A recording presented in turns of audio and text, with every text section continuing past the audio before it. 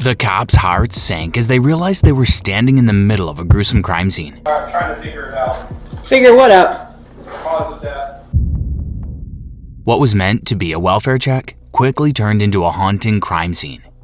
With one chilling question on the detectives' minds: who could have done this? Geoffrey Biddle, 66, the CEO of a Gaithersburg, Maryland-based company called Payment Solutions that managed credit card donations for nonprofits, sent his employees a puzzling email on June 23, 2021, about a family emergency. Though slightly concerned, they carried on with their day. But when Biddle didn't show up to work the next day, alarm bells started to ring. Worried about their boss, his employees reached out to his close friend and former business partner, Stephen Willard, to check on him. Stephen arrived at Biddle's home on Windsor Lane, only to be greeted by a series of unsettling sights. The car sat in the driveway with a flat tire, and the front door was unlocked, something Biddle would never do. Inside, Stephen spotted Biddle's wallet and cell phone lying on the kitchen table, but the cash and cards were missing, a bizarre detail given Biddle's habit of always carrying about $100 in cash. Searching further, Stephen found the house eerily quiet, but seemingly undisturbed. No signs of a struggle or break-in. Clothes were laid near the bathtub as Biddle had been about to dress. Lights and fans were still running, giving the impression he had simply stepped out. But to where? Unable to find any trace of his friend, Stephen alerted the employees, who quickly contacted the police. When officers arrived, they combed through Biddle's two-story home. The wallet and phone were still on the table, and the missing cash and cards added to the mystery. Every room they checked deepened the puzzle. No forced entry, no signs of theft, and no sign of Biddle himself. What happened to the man who had seemingly vanished into thin air? The mystery of Geoffrey Biddle's disappearance finally unraveled when one of the officers ventured into his basement. What they found was nothing short of horrifying. There, in the dimly lit basement, lay Geoffrey Biddle's lifeless body. But it wasn't just his death that shocked the officer. It was the gruesome state of the crime scene. What?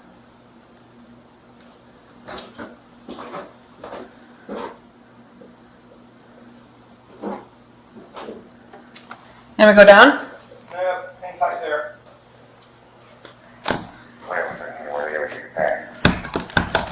Sorry, I'm trying to figure it out.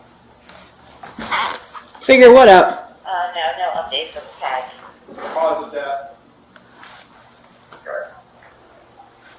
Go ahead and make notifications for major crimes. Okay. Homicide first or medical? Homicide. Blood was everywhere. It covered the walls, splattered across the table, appliances, and wooden blocks. Every inch of the space seemed painted with it. Even Biddle was drenched in blood, his white clothes now soaked and stained red. Biddle had been shot 4 times. 2 of the bullets struck his back and upper chest, but these weren't immediately fatal. The other 2 shots, one to his head and another to his cheek, were far more devastating. The fatal wound, however, was a close-range gunshot to his left temple. It was a calculated and cold-blooded act. Investigators found no signs of a struggle, suggesting Biddle might have been caught completely off guard. Empty .22 caliber shell casings scattered around confirm the weapon used in this brutal crime. His death was officially ruled a homicide. An autopsy revealed another chilling detail. Biddle had been killed on June 23rd, the very day he emailed about the family emergency.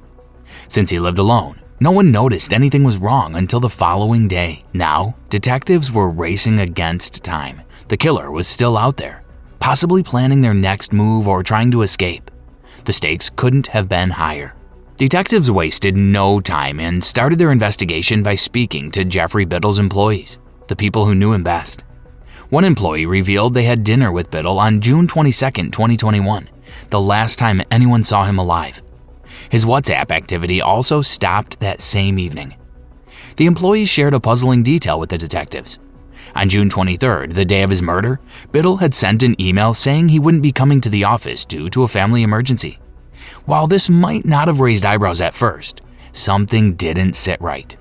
Biddle had already informed them earlier that he wouldn't be at work that day because he had other plans. Why would he send another email explaining his absence? It turned out Biddle was supposed to go on a date on June 23rd. He had told his employees he planned to meet some friends and take a ride on the Ferris wheel at National Harbor.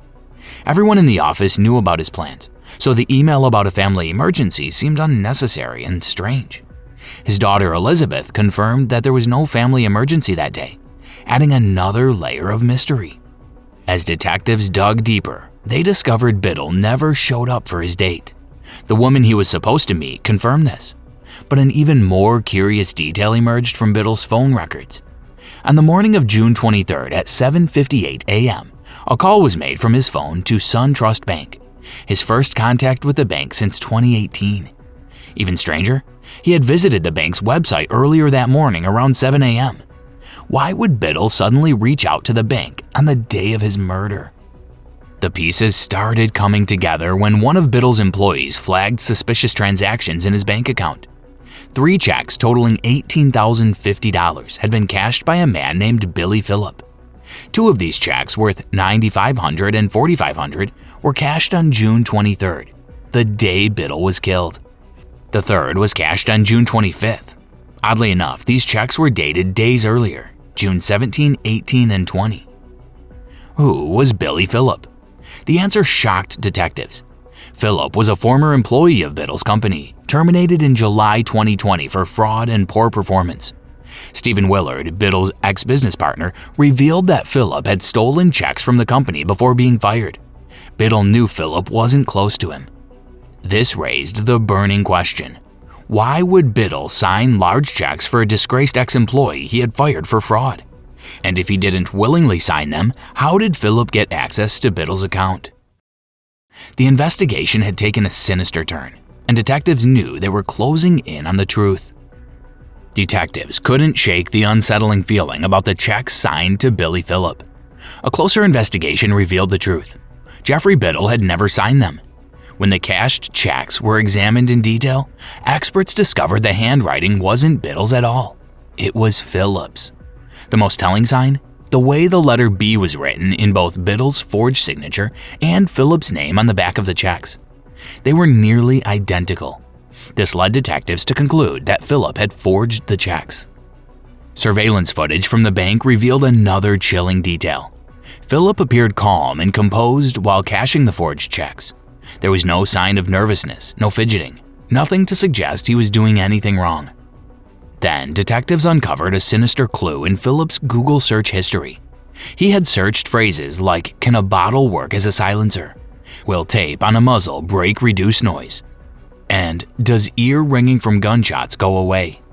He even searched, "Will Face ID work if eyes are closed?" and the sound levels of various gunshots. These searches made it clear. Phillip wasn't just prepared to threaten Biddle with a gun. He was ready to use it. Another red flag emerged. 2 days before the murder, Phillip searched for Biddle's license plate number and address. This showed he had been planning something dangerous. The focus now turned to Phillip as the prime suspect, but detectives still needed solid evidence to tie him to the crime. When they dug into Phillip's past, they found more troubling details. Back in 2008, he had robbed a Virginia bank and served 7 years in prison. After his release, he transitioned into the IT field and eventually joined Biddle's company as a consultant. But even prison time hadn't changed his ways. Phillip was fired from Biddle's company in July 2020 for committing fraud and poor performance. In April 2021, he was terminated from another job, leaving him financially desperate. Desperate and familiar with Biddle's wealth, Phillip saw his former boss as an easy target. He already knew Biddle's routine, when he'd be home and when he'd be at the office, all from his time working at the company. Phillip meticulously used this information to plan what he believed would be the perfect crime. But what Phillip didn't account for was that someone, or something, was watching him. That something turned out to be a neighbor's CCTV camera. The footage captured Phillip's car near Biddle's home on the morning of June 23rd at around 7 a.m. Later, it showed Phillip calmly walking back to his car, a white Audi A3, at 9:20 a.m., as if nothing had happened. The vehicle wasn't even registered in Phillip's name. It belonged to his girlfriend's father. This footage proved critical. Detectives now had visual evidence placing Phillip at the scene of the crime. The case against him grew even stronger when they found a .22 caliber handgun at Phillip's girlfriend's home, the same type of firearm used to kill Biddle. Though Philip didn't live there, he frequently stayed over.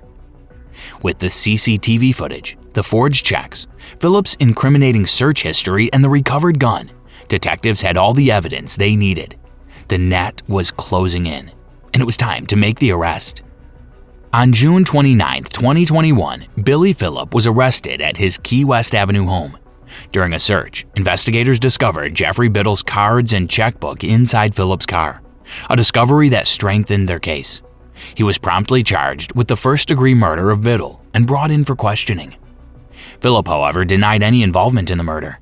I do, and I didn't do anything. Well, I'm going to stop you there. When detectives pressed him about what happened to Biddle, he claimed ignorance, admitting only to robbing him.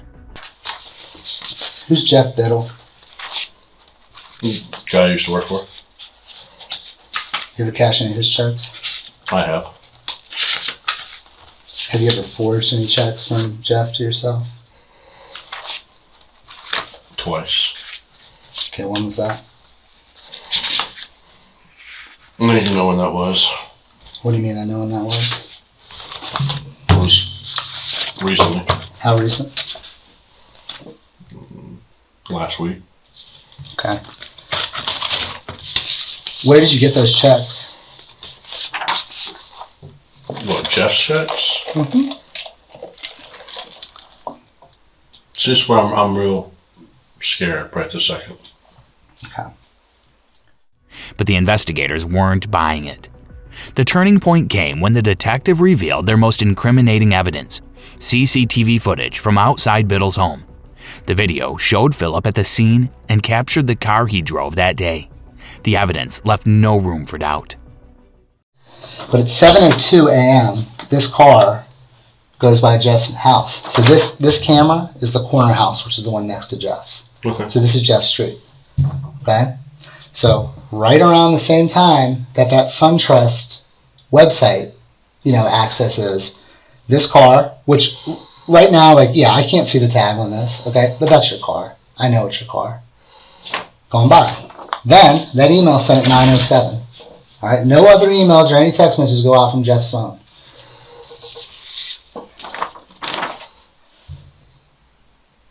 $9:20 in the morning. It's a bad picture because it's a still shot I took from a video. Okay? But this is you walking away from his house. And when we get your cell phone records back, I know exactly what they're going to say. As Philip watched the footage, his demeanor shifted dramatically. His composure crumbled. His breathing became heavy, and visible signs of anxiety took over. It was clear the walls were closing in. Realizing there was no way out, Philip finally confessed to being at Biddle's home on the day of the murder. He admitted he was alone there, but he continued to insist that he didn't kill Biddle, nor did Biddle shoot himself.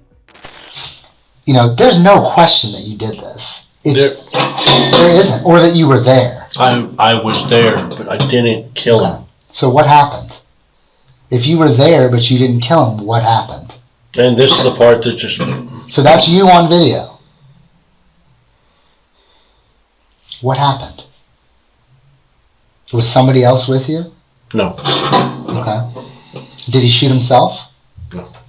Okay. I know he didn't shoot himself because of where he was shot and how many times he was shot. Philip acknowledged he knew Biddle would be home that day, yet he still entered the house. So you knew he was going to be there? Mm-hmm. Okay. So how did you end up there at 7 o'clock in the morning? Why did you go there? I mean, this is it, Billy. When asked if he had gone there with the intent to kill, Philip vehemently denied it. Maybe there just isn't a reason. Maybe that's why you can't tell me anything. Because maybe you did just go there to kill him because you were mad at him. Is that not what happened? No, that's not what happened, Pete. Okay. Sorry. No, Pete. Call me Pete. That's my name. Okay? Even when detectives pressed harder, suggesting he might have shot Biddle out of panic, Philip maintained his denial. Maybe you're like, this guy knows me. Like, I don't want to go back to prison. And it just went south. And you shot him once. And then you're like, well, I got to kill him now. I don't even have a gun. then how are you there and he ends up shot 4 times? Maybe he had the gun. He claimed he had an explanation for the situation, but was convinced no one would believe him. And legitimately, I have an explanation. Okay. It's not great. It's still bad. Okay. Okay? Well, then what you need to do is trust yourself. You don't need to worry about trusting me. Okay? But you're asking me, okay? Mm-hmm. And you know, every single time, hell, even Willard told me, you know, to not say anything and ask for an attorney. But I've always felt that, you know, just talking to somebody, you know, being upfront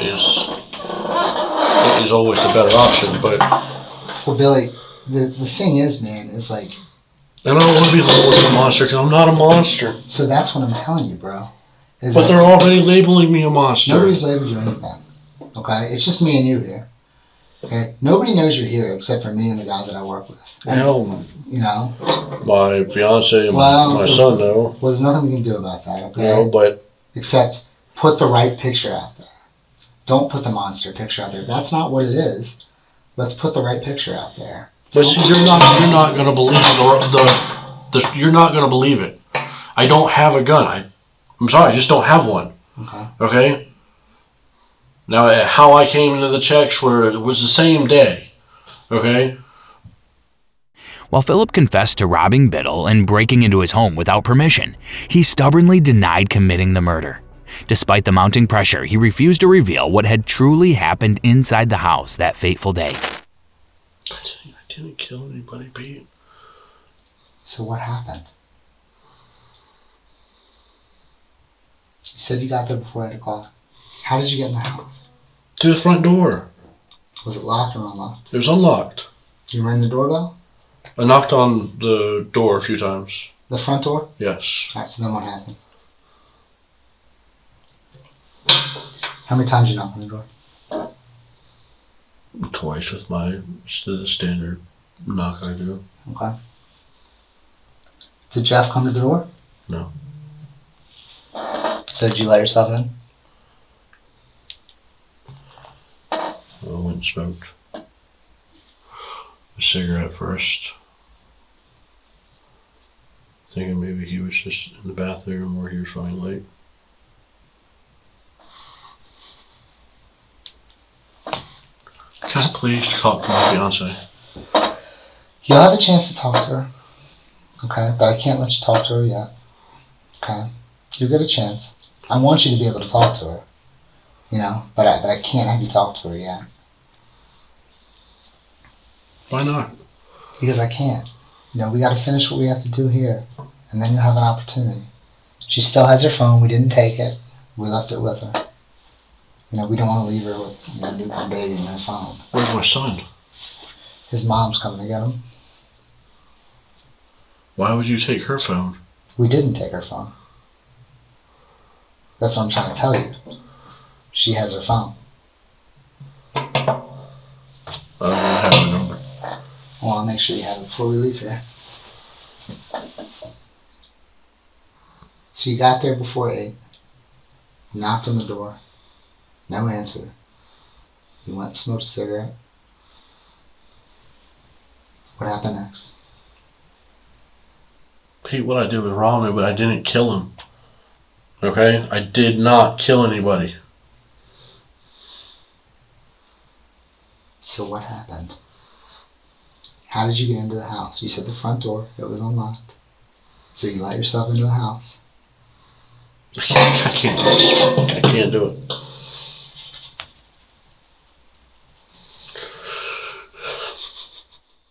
Billy Phillip never disclosed what truly transpired on June 23, 2021 at Jeffrey Biddle's home, nor did he ever share the mysterious explanation he alluded to. Yet, detectives pieced together their theory about the 2-hour window when the crime occurred. They believed that Phillip, overwhelmed with financial struggles, had targeted his former boss. Having worked for Biddle before, Phillip was well aware of his wealth and routine. He likely planned to steal cash and checks and either forge Biddle's signature or force him to sign them. Phillip arrived at Biddle's home on Windsor Lane around 7 a.m. His first move? disabling Biddle's car, making sure there was no chance for an escape. How Philip entered remains uncertain. He may have slipped in through an unlocked door or been let in by Biddle, who likely recognized his former employee. If Biddle was unaware of Philip's entry, their encounter could have been accidental. On the other hand, if Philip was welcomed in, it likely turned into a hostage situation with a gun pointed at Biddle. Either way, Philip would have forced Biddle to hand over his wallet, checkbook, and phone. At 7:58 a.m., someone used Biddle's phone to call SunTrust Bank's customer service. Investigators speculated that Biddle might have still been alive, compelled to assist Philip in accessing his account. It's unclear who spoke to the bank. Was it Biddle, or did Philip impersonate him under threat? What happened next turned chilling. Detectives believed Philip marched Biddle to his basement, likely at gunpoint.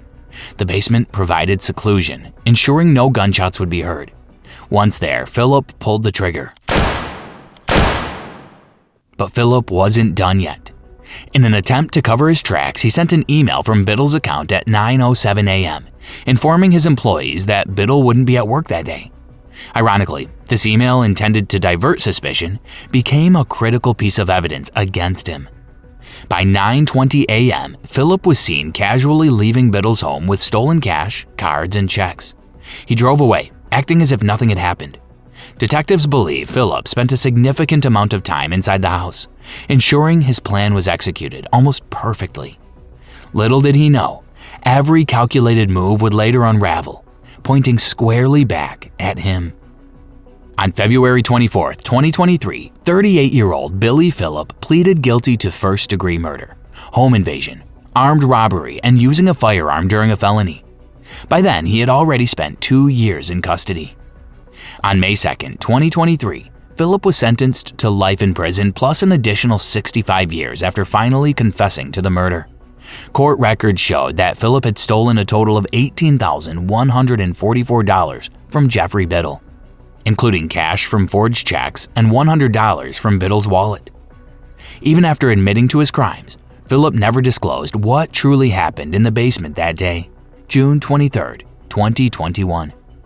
The truth about that fateful day may never be fully known, as only 2 people truly knew what happened. One is no longer with us, and the other has chosen silence. Despite this, Jeffrey Biddle is fondly remembered and deeply missed by his neighbors, employees, and most of all, his daughter.